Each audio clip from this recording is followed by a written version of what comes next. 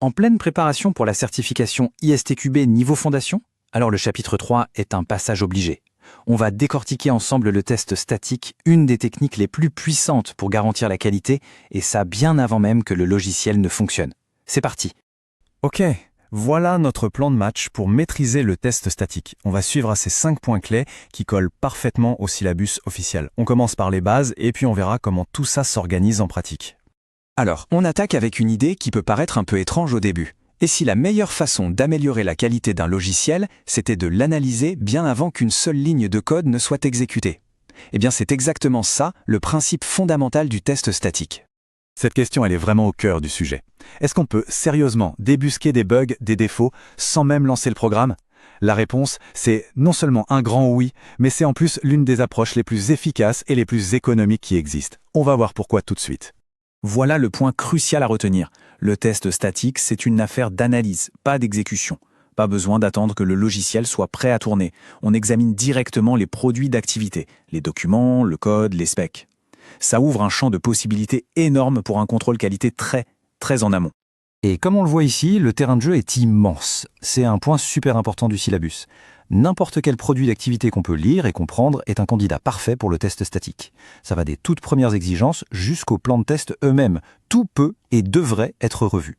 Maintenant qu'on a bien défini le test statique, il faut le comparer à son binôme, le test dynamique. Attention, ce ne sont pas des ennemis, mais vraiment les deux faces d'une même pièce. Indispensable pour une stratégie de test solide. Ce qui est super intéressant ici, c'est de voir à quel point les deux sont complémentaires. Le test statique trouve le défaut à la source, dans le document.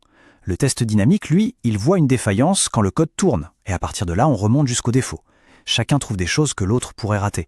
Et c'est là que réside toute sa puissance. Un point essentiel pour l'examen, le test statique est un champion pour trouver les défauts là où il coûte le moins cher, c'est-à-dire au tout début, dans les exigences. Corriger une ambiguïté dans un document, ça n'a rien à voir avec corriger un bug en production.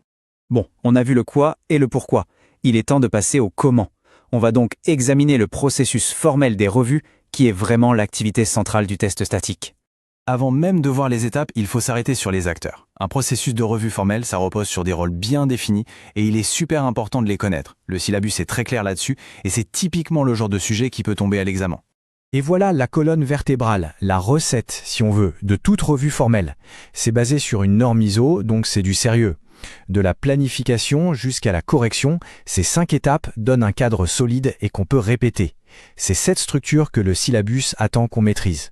Maintenant, ce processus, il n'est pas rigide. On peut l'appliquer avec plus ou moins de formalisme.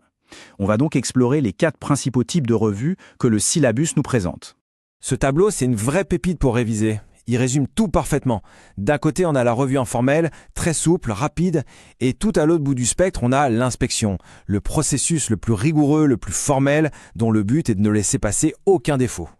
Parfait. On a les processus, les différents types de revues. Mais concrètement, qu'est-ce qui fait que ça marche ou que ça rate? Abordons les facteurs clés de succès. Ce sont à la fois des conseils très pratiques et des points essentiels pour l'assertif. S'il y a une chose à retenir ici, c'est que des revues qui fonctionnent, ça ne tombe pas du ciel. C'est un mélange subtil entre des objectifs clairs, les bonnes personnes et assez de temps pour se préparer. Mais le plus important, c'est sans doute l'aspect humain. Il faut une culture d'équipe qui encourage l'apprentissage et qui ne cherche pas à pointer du doigt. Et voilà, on boucle la boucle. La vraie finalité de tout ça, c'est de pouvoir l'appliquer pour améliorer concrètement la qualité. Rien qu'en pensant à un document ou une exigence ou un morceau de code qui pourrait être amélioré par un simple regard critique, c'est déjà le premier pas pour intégrer la puissance du test statique dans son quotidien.